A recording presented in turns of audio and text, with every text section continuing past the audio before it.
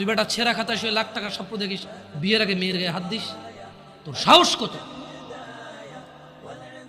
তোর সাহস কত?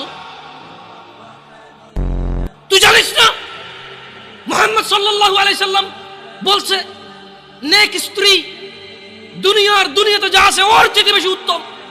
তুই কি করে ওর গায়ে হাত দিস বিয়ের আগে? তোর সেই যোগ্যতা আছে বল?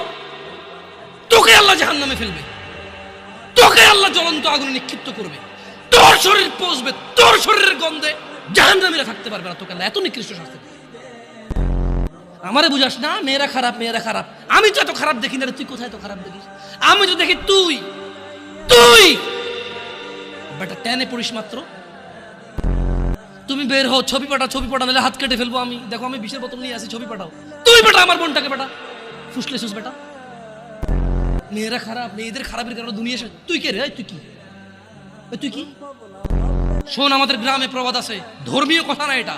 এখন যেটা বলছি এটা প্রবাদ, এটা ধর্মীয় কথা না। কোনো মেয়ের দেখবেন হাঁটুর উপরে কাপড় ওঠে আর নামে না বেটা। তুই উঠাইছস হাঁটুর উপরে কাপড়, ও উঠায়নি। হাঁটু পর্যন্ত তুই উঠাইছস আর এখন সে নামাচ্ছে না।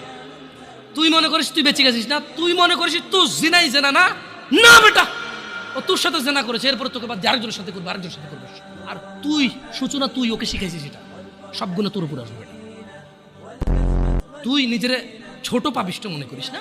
তুই মনে করিস কি হয়েছে, আমি তো একটা চুমাই নিছি, আমি তোকে বলছি ছবি তুলে পাঠাও, টয়লেটে যাও, ব্লাউজ খুলে ছবি তুলে পাঠাও, জামা খুলে ছবি তুলে পাঠাও। বেটা ফাজিল।